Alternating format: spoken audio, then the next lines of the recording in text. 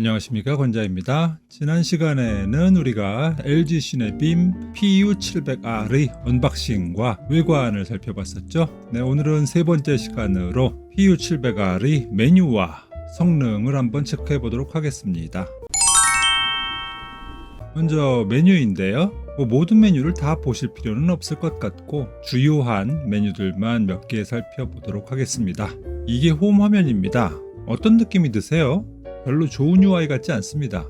사실 프로젝터 이용하면서 왜 굳이 우리 동네 날씨가 궁금할 것이며 지금 뜨는 컨텐츠가 쫘라락 있는데 너무 다닥다닥 붙어 있어가지고 이렇게 눈에 싹 들어오는 것 같지도 않고 앱 목록도 가로로만 주르륵 돼 있어가지고 한눈에 잘 들어오지도 않고 또 밑에 메뉴로 내려가 보면 또 너무 띄엄띄엄 공간을 허투루 사용을 하고 있고, 그래서 저는 이 LG의 웹OS 22에 대해서는 별로 좋은 평가를 못 내리겠네요. 그리고 반응 속도도 별로 빠릿빠릿하지 않습니다. 빠릿빠릿한 것은 에어마우스만 빠릿빠릿하고요. 실제로 버튼을 입력을 하면 그에 따른 그 다음에 어떤 액션이 나오는 시간들이 좀 걸립니다. 그래서 저는 전반적으로 이 OS에 관한 하는 별로 긍정적인 평가를 내릴 수는 없을 것 같습니다. 그리고 주요 메뉴는 설치 마법사에 나와 있는데요.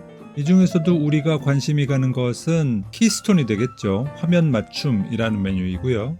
이것은 선택에 따라서는 이렇게 4포인트, 또 9포인트, 그리고 15포인트까지 조정을 선택을 할 수가 있습니다. 일반적으로는 스크린이 다 그냥 평면 사각형이기 때문에 우리가 굳이 9포인트나 15포인트를 쓸 일은 없습니다. 그리고 여기 인테리어 이미지라는 메뉴가 있는데요. 이거 기억나시나요? S4의 더 땡 스타일에도 이런 거 있었잖아요. 형이상학적인 그런 도형들이 마치 PC의 화면 보호기처럼 이렇게 움직입니다. 근데 이런 거 왜 있는지 모르겠어요. 무드라이트과 더불어서 아니 이렇게 비싼 기기를 이렇게 전기를 써가면서 이런 거를 상시적으로 쓸 일이 뭐가 그렇게 많다고 굳이 왜 이런 것들을 이런 메뉴 안에 넣어놨을까? 전 솔직히 조금 공감은 되지 않습니다. 다음은 포커스 조정인데요. 일단 기본적으로 수동 조정이 가능하고요. 4K 프로젝터이다 보니까 아주 칼같은 포커스를 맞출 수가 있습니다. 그리고 자동 화면 보정, 이것이 오토 포커스와 오토 키스톤을 말하는 것인데요. 지금 현재는 꺼짐이라고 되어 있잖아요. 요거를 이제 켜짐으로 한번 바꿔볼까요? 이게 뭐야? 아니 왜 화면이 갑자기 이렇게 눕죠? 포커스는 제대로 맞춰진 것 같은데 화면이 갑자기 누운 거예요. 아니 이게 왜 이러나 싶은 거죠. 자동 화면 조정에서 오토 키스톤은 뭔가 문제가 있는 것 같습니다. 이것은 소프트웨어 업데이트 같은 것들을 통해서 반드시 수정이 돼야 되는 사항입니다. 이거 뭔가 거리 센서 쪽이 뭔가 이상이 있는 것 같은 생각이 드네요. 아니면 제 제품이 고장이 난 걸까요? 그래서 자동 화면 보정 기능은 좀 실망스럽습니다. 아쉽습니다. 메뉴 중에서는 좀 특별한 것이 음향에서 소리 듣기 쪽에 가보면 외부 스피커와 프로젝터 스피커로 같이 듣기라고 하는 메뉴가 있어요. 이 기능이 예전에 더 땡 스타일 때도 있었죠. 그리고 그때 제가 테스트해본 결과 이거는 아닌 것 같은데 라는 느낌이 사실 들었었거든요. 이거는 본질적으로 좀 문제가 있을 수 있는 것이 본체 스피커는 바로 시스템에 연결이 되어 있기 때문에 소리가 빨리 나온다고요. 그런데 블루투스 스피커를 여기에 같이 연동을 해놓으면 무선으로 연결이 되어 있기 때문에 어느 정도의 딜레이가 생길 수밖에 없거든요. 그러면은 이게 제대로 소리가 나오겠습니까? 메아리처럼 들리겠죠? 한번 보실래요? 한번 끼워봤어요. 근데 들어가네. 잘 들어가네. 그리고 고정이 되네.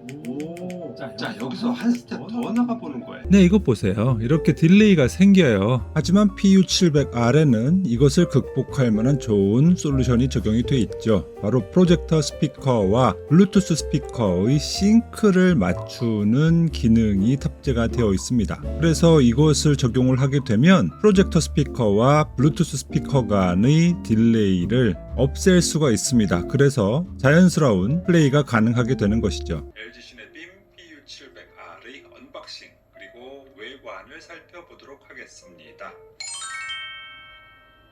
자, 이게 바로 시네빔 PU700R의 상자입니다. 그리고 또 약간의 위상차 조정을 통해서 서라운드 효과를 가져올 수도 있고 아니면 완벽하게 동일한 음량을 내보낼 수도 있는 이런 옵션도 있습니다. 요거는 상당히 좋은 기능이라고 생각을 하고 칭찬합니다. 왜냐하면 기존의 덧땡 스타일에는 없는 기능이었거든요. 그리고 블루투스 스피커를 연결을 할 적에도 웨이브 스피커는 디폴트로 하나를 연결을 할 수가 있고요. 듀얼 스피커를 연결을 할 수는 있는데 LG 스피커만 듀얼 스피커를 연결을 할 수가 있어요. 즉 다른 회사의 스피커들은 듀얼 스피커 연결이 불가능합니다. 요거 좀 아쉽습니다. 요게 메뉴 중에서 좀 눈에 띄는 좀 주요한 기능들이고요. 그리고 PU700R에 들어있는 미디어 플레이어는 성능이 아주 준수하다라고 말씀을 드릴 수가 있을 것 같습니다. 보면은 항상 자막이 문제가 됐었잖아요. 그런데 자막을 불러오는데도 아무 문제가 없습니다. 자, 그럼 미러링은 어떻게 하느냐? 아주 쉽습니다. 저는 갤럭시 스마트폰을 쓰고 있는데요. 스마트 튜브 버튼을 누르면 알아서 검색을 합니다. 그럼 여기에 화면 미러링 버튼 나오죠? 이걸 터치를 해줘요. 그리고 미러링을 시작할까요? 지금 시작 누릅니다. 그러면 프로젝터 화면에 화면 공유를 요청하고 있는데 수락할까요? 라고 뜨거든요. 수락 누르면 바로 미러링이 되는 것입니다. 너무 간단하죠? 자, 메뉴는 이 정도면 된 것 같고요. 자, 이제 성능을 한번 보시죠. 우리가 PU700R과 비교를 해볼 기기는 첫 번째 시간에서 스펙을 비교해 보았던 덧땡 스타일을 한번 비교해 보겠습니다. 사실은 이거는 불공정한 게임이죠. 왜냐하면 이 둘은 생긴 거는 비슷하게 생겼을지언정 체급이 같은 급이 아니에요. 이건 권투에서 헤비급과 라이트급의 대결과 같은 겁니다. 전혀 같은 급이 될 수가 없기 때문에 원래는 비교 대상이 아닌데 그냥 생긴 게 비슷하다는 이유만으로 이렇게 비교를 해보게 됐습니다. 먼저 밝기인데요. 제가 항상 쓰는 이미지죠. G바겐 이미지를 프로젝터에 한번 비춰보도록 하겠습니다. 50인치 화면인데요. 이래요. 밝기의 차이가 엄청나죠. PU700R은 1000안시 루멘으로 알려져 있고 덧땡 스타일은 약 230안시 루멘으로 알려져 있습니다. 그러다 보니 밝기의 차이가 어마어마하게 되는 거죠. 100인치 정도를 만들면 어떨까라고 해서 비춰봤거든요. 이래요. 더 이상 밝기에 대해서는 논할 게 없다. 사실은 제가 화질 체크 이런 것들을 위해서 제가 항상 사용하는 트럼프 아저씨 나오는 영상 있잖아요. 그거를 돌려보는 것 자체가 덧땡 스타일에 대한 예의가 아니다 싶을 정도인 겁니다. 밝기에 대해서는 더 이상 얘기할 게 없습니다. 자, 그러면 주변광의 영향은 어떠한가? 이렇습니다. 이게 거실등 3개를 다 켰을 때고요. 요게 2개를 켰을 때, 요게 하나를 켰을 때, 요게 다 껐을 때입니다. 거실등을 다 켰을 때에도 볼만해요.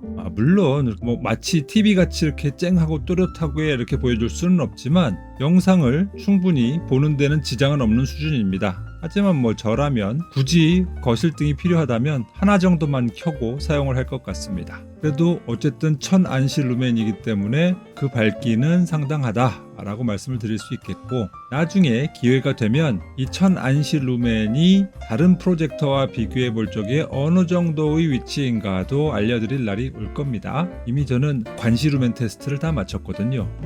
자, 다음에 HDR은 그럼 어떤가? 뿌숑뿌숑님께서 댓글을 통해서 HDR 영상 플레이했을 때 1000안시 HDR10에서 얼마나 좋은 화면을 보여주는지 이 부분이 있었으면 좋겠습니다 라고 말씀하셨거든요. 그래서 제가 또 준비를 안 할 수가 없죠. HDR 기능이 있을 때와 없을 때, 즉 HDR 화면과 SDR 화면이 어떻게 다른가 보여드리도록 하겠습니다. 이렇습니다. 왼쪽이 SDR이고요, 오른쪽이 HDR입니다. 이 소스는 유튜브 컬러 스케일의 블루님께서 준비해주신 영상을 소스로 썼습니다. 자, 비교해 보시면 어떤가요? SDR은 전반적으로 이 명암이 붕 뜬 느낌이 드는 반면에 HDR은 그 세세한 명암의 구분이 훨씬 더 드라마틱하죠. 그래서 그 색깔이나 아니면 음영이나 이런 것들이 SDR에 비해서 훨씬 더 자연스럽고 명확하게 나타난다 라는 것을 알 수가 있습니다. 그러면 HDR 기능이 있는지 없는지를 한눈에 딱 보고 알 수 있어?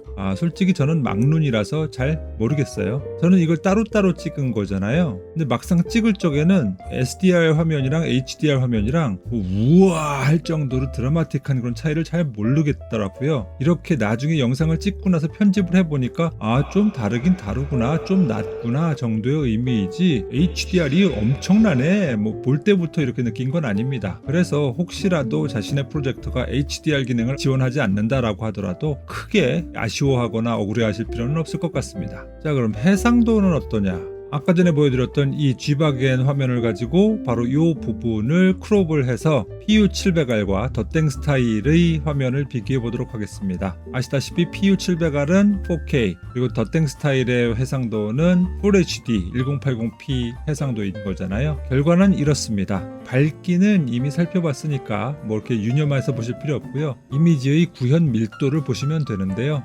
어떠신가요? 역시 4K 프로젝터는 다르죠? 마음에 듭니다. 그럼 오리지널과 비교해보면 어때? 예, 이렇습니다. 근데 색감이 좀 다른데? 색감은 크게 신경 쓰시지 않으셔도 되는 것이 카메라 촬영을 할 적에 얘가 화이트 밸런스를 약간 프리딩딩하게 인식을 해가지고 이렇게 된 거거든요. 실제 눈으로 보는 것은 이렇게 보이진 않습니다. 네. 참고로 PU700R이 구현하고 있는 4K 방식은 네이티브 4K 방식이 아닙니다. 유사 4K 방식, 수도 4K 방식이라고도 하는데요. 이것이 바로 XPR 기능, Expanded Pixel Resolution이라고 하는 용어의 약자인데요. 이게 원래는 DMD 안에 1080p의 마이크로미러가 들어가 있는데 이것을 아주 고속으로 이리저리 움직이면서 마치 1080p의 그림 4장을 살짝살짝 어긋나게 이어붙이게 되면 화소가 잘게 잘라지는 현상을 구현을 할 수가 있고 이걸 통해서 2160p까지 구현을 할 수가 있게 되는 것입니다. 이런 기능을 픽셀 쉬프팅이라고 하는데요. XPR 또는 픽셀 쉬프팅 기능을 이용을 해서 구현을 하는 4K 방식을 유사 4K 또는 수도 4K 방식이라고 하죠. 그렇다고 네이티브 4K와 유사 4K 간의 화질이 엄청나게 그러면 차이가 있는 거냐? 그런 건 아닙니다. 물론 네이티브 4K가 훨씬 더 화질이 좋을 것 같기는 합니다만 워낙에 그런 기기들은 600만원, 700만원 하기 때문에 너무 고가라서 상상을 할 수가 없고 어떻게 보면 이런 XPR 기술을 이용한 4K 방식이 가성비 측면에서의 4K 프로젝터라고 할 수가 있겠네요. 그럼 레이턴시는 어떤가? 사실 그렇게 크게 기대는 되지 않습니다. 왜냐하면 이 해상도가 크다라는 것은 그만큼 처리해야 될 데이터의 양이 많다라는 것이 되잖아요. 그럼 아주 좋은 프로세서가 아니고서는 당연히 레이턴시가 생길 수밖에 없죠. 그래도 얼마나 생기나 궁금해서 오늘도 레오버드날의 비디오 렉 테스터를 가지고 체크를 해보도록 하겠습니다. 자, 여기 포맷이 3840-2160p 60프레임이라는 거 보이시죠? 자, 중간 바를 살펴보면 198ms에서 184ms까지 계속 변하고 있네요. 상단 바도 마찬가지입니다. 198ms에서 184ms까지 계속 가변적으로 변하고 있고요. 하단 바도 마찬가지입니다. 즉 레이턴시는 198ms에서 184ms까지 왔다 갔다 한다라는 것이고요. 야, 이거는 거의 0.2초 정도의 레이턴시가 있다는 거잖아요. 게임 못할 수준 아닌가요? 물론 롤플레이나 이런 거라면 상관없겠지만 FPS 이런 거는 상상도 못할 그런 레이턴시입니다. 조금 아쉽군요. 근데 예상한 바입니다. 워낙에 데이터 처리량이 많다 보니까 이거를 레이턴시 없게 처리를 하려면 상당히 비싼 CPU와 그래픽 카드를 써야 된다는 건데 그게 어디 쉽겠습니까? 그래서 이것은 그냥 단순히 영상 감상용인 프로젝터이다. 게임용은 아니다. 라고 말씀을 드릴 수 있을 것 같습니다. 좀 아쉽습니다. 자, 그럼 노이즈는 어떠하냐? 노이즈 한번 들어보실래요?